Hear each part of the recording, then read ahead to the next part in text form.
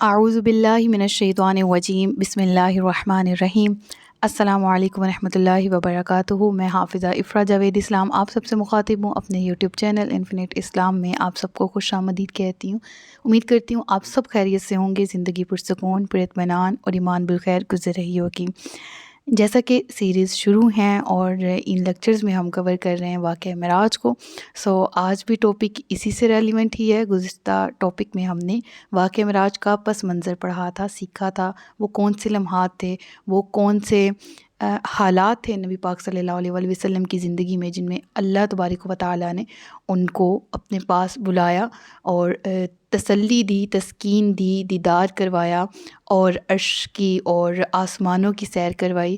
نہ صرف اس زمین میں مسجد حرام سے مسجد اقصیٰ اور پھر اس کے پاس پہلا آسمان، فردر آن 7 تک، 7 آسمانوں تک، پھر اس کے بعد عرش معلیٰ اور اپنا دیدار کروایا۔ تو یہ ساری کی ساری سیر کن لمحات میں کی گئی؟ جب آقا علیہ الصلوۃ والسلام کو اہل عرب کی طرف سے نہایت ہی زیادہ برے رویے کا سامنا تھا، جو کہ آقا علیہ الصلوۃ والسلام کی نبوت کو بھی جھٹلا رہے تھے اور ان کو جسمانی اور اس طرح کی ایذائیں اور تکلیفیں دے رہے تھے کہ وہ چاہتے تھے کہ آقا علیہ الصلوۃ والسلام اپنے مقصد سے، تبلیغ سے ہٹ جائیں۔ لیکن نبی پاک صلی اللہ علیہ وآلہ وسلم جب ان مشکل لمحات میں تھے تو اللہ تبارک و تعالیٰ نے ان کا ساتھ دیا، چھوڑا نہیں، اور نہ اللہ تبارک و تعالیٰ اپنے بندوں کا ساتھ چھوڑتا ہے۔ اور ایسے میں ہی اللہ تبارک و تعالیٰ نے ان کو اپنے پاس بلایا اور اپنا دیدار کروایا۔ وہ پس منظر تھا جس کو میں نے ابھی کنکلوژن فارم میں آپ کے سامنے مختصراً عرض کر دیا ہے۔ اگر ڈیٹیل آپ نے جاننی ہے پس منظر کی تو وہ پہلے والا لیکچر سن لیجئے گا۔ آج لیکچر نمبر 2 ہے اور اس میں ہم بات کریں گے واقعہ معراج میں لفظ معراج کی، شب معراج کی، اور یہ کس تاریخ کو پیش آیا اور قرآن اور احادیث سے اس واقعے کا کیا ثبوت ملتا ہے۔ تو انشاءاللہ وداؤٹ اینی فردر ڈیلے شروع کرتے ہیں معراج کے لفظی معنی۔ معراج جو ہے وہ لفظ عرج سے نکلا ہے جس کے معنی ہے چڑھنا، ٹھیک ہے، اور دوسری دیگر لفظی معنوں پہ اگر غور کریں تو اوپر چڑھنے کی چیز کو بھی عرجہ بولا جاتا ہے، اوپر چڑھنے کے عمل کو بھی معراج بولا جاتا ہے۔ بلند رتبے کے معنی میں بھی آتا ہے، بلند مرتبے کے معنی میں بھی آتا ہے معراج کا لفظ، اور اعلیٰ درجے کو بھی کہا جاتا ہے معراج۔ یعنی عام الفاظ میں اگر بات کریں تو عربی لغت میں معراج ایک ایسا وسیلہ ہے جس کی مدد سے بلندی کی طرف چڑھا جائے، ایسا زینہ ہے، ایسی سیڑھی ہے جس کی مدد سے اوپر کی طرف جایا جائے، بلندی کی طرف، ٹھیک ہے۔ تو اس لحاظ سے سیڑھی کو بھی معراج کہا جاتا ہے۔ روایات اور تفاسیر میں حضور پرنور صلی اللہ علیہ وآلہ وسلم کا مکہ سے بیت المقدس اور بیت المقدس سے آسمان کی طرف اور پھر اپنے وطن لوٹ آنے کے تمام یہ جو جسمانی سفر ہے، اس کو معراج کہا جاتا ہے شرع اصطلاح میں، ٹھیک ہے۔ اور ساتھ ہی ساتھ اگر معراج کے لفظی معنی پر غور کریں تو نبی پاک صلی اللہ علیہ وآلہ وسلم کا اپنی سواری یعنی براق پر عرش الہی تک جانا، اپنی سواری پر بیٹھ کر، ٹھیک ہے، اور پھر تجلیات الہی کا نظارہ کرنا، اسرار ربانی کے انکشاف سے عروج پانے کا وقت معراج مصطفیٰ اور معراج نبی صلی اللہ تعالیٰ علیہ وآلہ وسلم کہلاتا ہے۔ اور مجازی معنی اس کے کیا ہیں کہ وہ درجہ جس سے زیادہ تصور میں ہی نہ لایا جا سکے، انسانی عقل، شعور یہ امیجن ہی نہیں کر سکتا، جو بلند مرتبہ، جو بلند رتبہ آقا علیہ الصلوۃ والسلام کو عطا کیا گیا، اور یہ انتہائی عروج، یہ انتہائی ترقی، یہ اعلیٰ درجہ اور بلند رتبہ جس کو نبی پاک صلی اللہ علیہ وآلہ وسلم کو عطا کیا گیا، اسے معراج بولا جاتا ہے۔ یہاں پر ہم نے مختصراً لفظی معنی اور مجازی معنی جو کہ واقع معراج سے، لفظ معراج سے ہم اخذ کر سکتے ہیں، وہ ہم نے پڑھا۔ یعنی عروج کو، ترقی کو معراج کہا جاتا ہے، اور اسلامی اصطلاح میں معراج نبی پاک صلی اللہ علیہ وآلہ وسلم کے ایک عظیم الشان واقعے کو کہتے ہیں جس میں اللہ تبارک و تعالیٰ سے انہیں ملاقات کا شرف حاصل ہوا تھا۔ تو ایک یہاں پر پوائنٹ ہے کہ اس کو کس طرح سے تشبیہ دی جاتی ہے۔ اس کو اسراء بھی بولا جاتا ہے، قرآن کریم میں اس کو اسراء کہا گیا، سبحان الذی اسریٰ بعبدہ۔ تو بیسک کیا ہے، اسراء ہے یا معراج ہے؟ اس کو اسراء کیوں بولا جاتا ہے اور معراج کیوں بولا جاتا ہے، اس پہ بھی تھوڑی سی بات کر لیتے ہیں کہ معراج پہ ہم نے ابھی ڈسکس کیا کہ کیوں بولا جاتا ہے۔ اس کا دوسرا نام اسراء بھی ہے۔ اسرا کے لفظی معنی ہے رات کو چلانا یا رات کو لے جانا، یعنی رات کی سیر کو، رات کے سفر کو بھی اسرا بولا جاتا ہے۔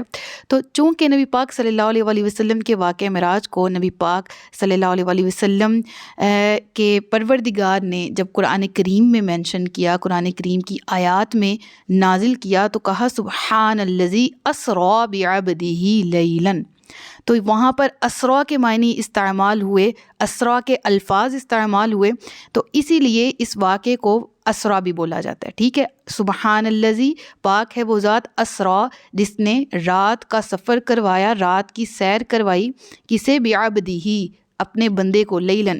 اچھا، اسرا کے لفظی معنی ٹھیک ہے، سفر کے آگے، اور پھر لیلاً آگے رات کا ذکر بھی آ گیا۔ ٹھیک ہے، انشاءاللہ یہ آیت بھی آپ کے سامنے میں رکھتی ہوں، اس کا لفظی ترجمہ بھی۔ سو بیسیکلی اس کو واقعہ اسرا کیوں بولا جاتا ہے؟ کیونکہ اس آیت میں ذکر ہے، اور وہ آیت سورہ بنی اسرائیل کی آیت نمبر 1 ہے۔ صحیح ہے، اور ساتھ ہی ساتھ احادیث میں معراج کا واقعہ بیان فرماتے ہوئے نبی پاک صلی اللہ علیہ وآلہ وسلم نے یہ الفاظ یوز کیے، عُرِجَ بی، عُرِجَ بی یعنی مجھ کو اوپر چڑھایا گیا، یعنی اس طرح کے الفاظ آپ نے اپنی زبان مبارک سے ادا کیے کہ میں اوپر گیا، میں اوپر بلند ہوا، مجھے اوپر لے جایا گیا، یہ والا لفظ استعمال کیا گیا۔ تو اسی مناسبت سے اس کا نام، اس واقعے کا نام واقعہ معراج بھی ہے، جس میں قرآنی حوالہ جو ہے وہ ہے سورہ بنی اسرائیل کی آیت نمبر 1، پاک ہے وہ ذات جس نے اپنے خاص بندے کو رات کے کچھ حصے میں مسجد حرام سے مسجد اقصیٰ تک سیر کرائی، جس کے ارد گرد ہم نے برکتیں رکھی ہیں تاکہ ہم اسے اپنی عظیم نشانیاں دکھائیں، بے شک وہی سننے والا دیکھنے والا ہے۔ بے شک، اب اس آیت میں غور طلب جو باتیں ہیں، سب سے پہلے یہ کہ آپ غور کریں کہ یہاں پر ذکر کیا گیا کہ اپنے خاص بندے کو، تو بندہ انسان کس چیز کا مجموعہ ہوتا ہے؟ ٹھیک ہے، روح کا بھی اور جسم کا بھی۔ تو معراج مصطفیٰ صلی اللہ علیہ وآلہ وسلم روح اور جسم دونوں کے ساتھ آقا علیہ الصلوۃ والسلام کو عطا کی گئی۔ آپ اپنے جسم مبارک سمیت، اپنی روح مبارک سمیت بیداری کی حالت میں اللہ تبارک و تعالیٰ سے ملاقات کا شرف حاصل کرنے گئے، اور وہیں سے لوٹ کر بھی دوبارہ زمین پر تشریف لائے، اور آپ نے اس واقعے کا ذکر بھی کیا تمام صحابہ سے، تمام اہل عرب سے، اور یہ واقعہ مستند روایات احادیث سے ثابت ہے۔ تو یہ کہہ دینا کہ یہ معراج سوتے ہوئے ہوئی تھی، یا یہ آپ کو جسم کے ساتھ نہیں ہوئی، خواب میں ہوئی، یہ بالکل بے مقصد اور بے بنیاد باتیں ہیں۔ اور دوسرا پوائنٹ جو ہے وہ یہاں پر یہ ہے، جس کے ارد گرد ہم نے برکتیں رکھی، کس کے ارد گرد؟ مسجد اقصیٰ۔ تو اس سے مراد جو مفسرین کرام ہیں وہ یہ لیتے ہیں کہ چونکہ مسجد اقصیٰ کے ارد گرد زیادہ تر انبیاء کرام علیہم الصلوۃ والسلام کا مدفن ہے، اسی لیے رب العالمین نے ان کی موجودگی، ان کے اجسام کی موجودگی کی وجہ سے اس جگہ کو کہا گیا کہ اس کے ارد گرد برکتیں رکھی گئی ہیں، تاکہ ہم اپنی عظیم نشانیاں دکھائیں، بے شک وہی سننے والا اور وہی جاننے والا ہے۔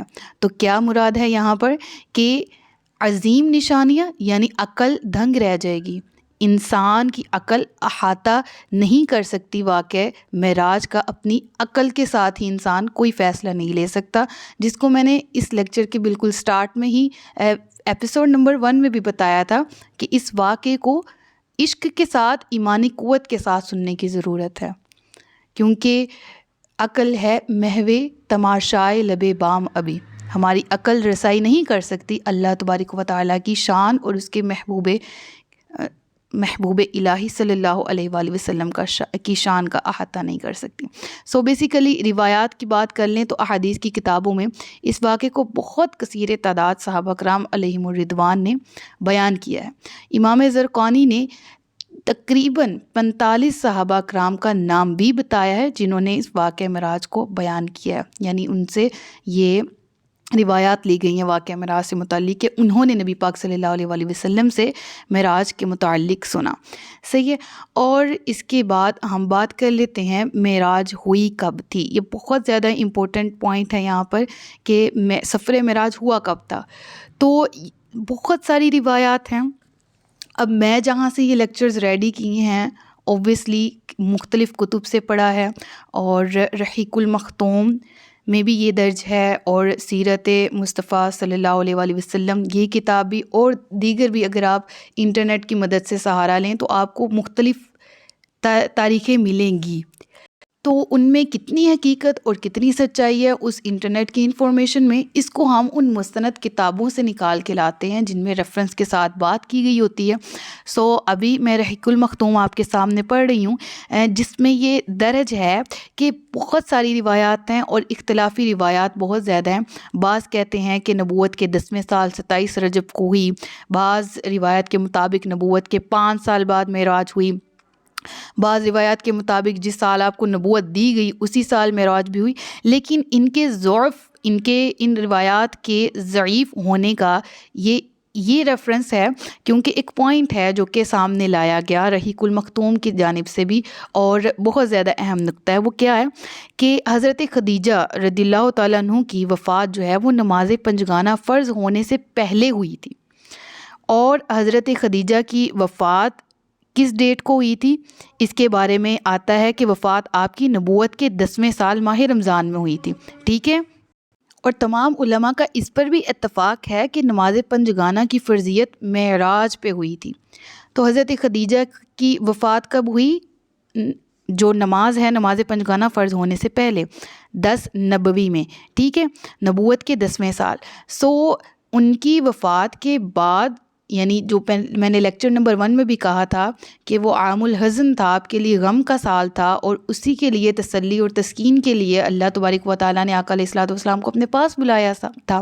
تو بیسیکلی یہ چیز ذہن میں رکھی جائے کہ یہ قول سب سے زیادہ قریب تر ہے اور ویلڈ ترین ہے کہ جو واقع معراج ہے وہ نزول وحی کے بعد ہے، یعنی آقا علیہ الصلوۃ والسلام نے اعلان نبوت کر دیا تھا اس کے بعد کا ہے. یہاں پر بھی سب کا اتفاق ہے.